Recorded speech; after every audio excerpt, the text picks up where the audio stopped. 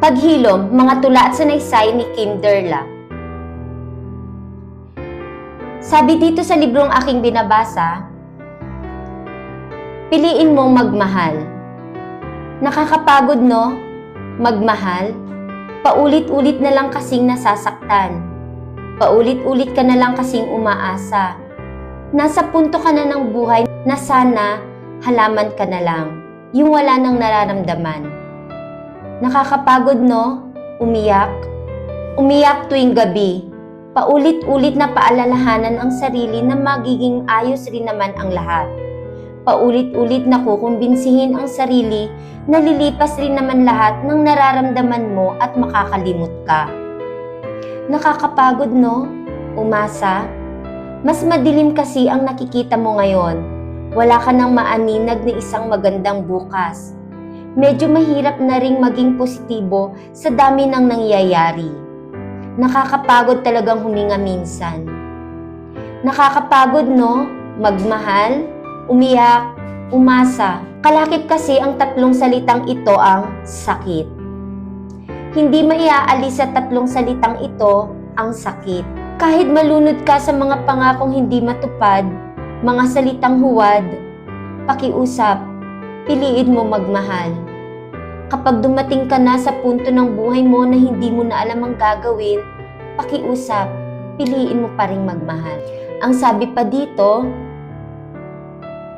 maybe you do not need a romantic kind of love right now.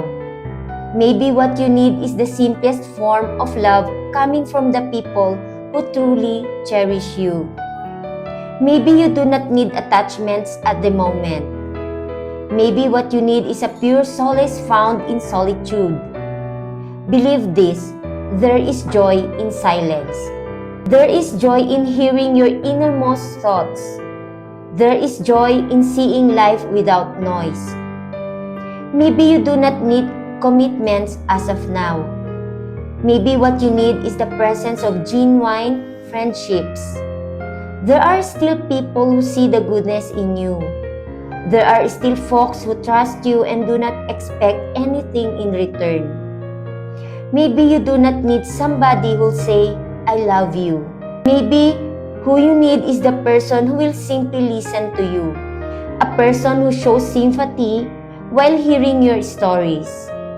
This could be your sibling, friend, or even a newfound friend. Maybe what you need right now is a sense of worth, a sense of belongingness, an affirmation. Maybe what you need is a pure kind of friendship.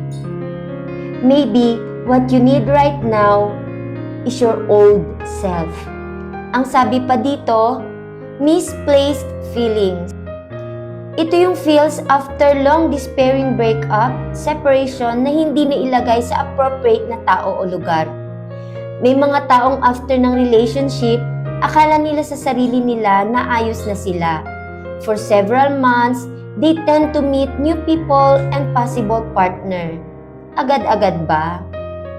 Siguro after ilang buwan, pareho ng trip pag-usapan, pareho ng mga hilig, marami talagang pareho. Then, nagkagustuhan. Doon sila nahulog. Kaya lang, ito yung delikadong part na papasok si misplaced feelings. Ito yung natitira pang feelings sa dati na naibubuhos sa bago. Pwedeng ito rin yung feelings na hindi mo nagawa sa dati kaya gagawin mo sa bago. In return, susubukin mong hanapin sa bago si dati. Only to realize na ibang tao sila. O diba nakakaloka? Paano maaagapan ang misplaced feelings? Siguraduhin muna kung handa na in all forms. Healed na ba? Fully? Nakapagpatawad na? Kaya na bang masaktan ulit? Sigurado ka na bang mag-risk sa bagong relationship? Or baka hindi pa pala? Tapos kailangan mo lang ng pampalipas oras na hindi na mapupunan ng dati. Magdasal. Ilatag mo sa Panginoon lahat ng saloobin at nararamdaman mo. Dahan-dahan mong pagnilayan lahat ng nangyayari. Maaaring matagal na nangyari, subalit lagi mo pa ring pakiramdam.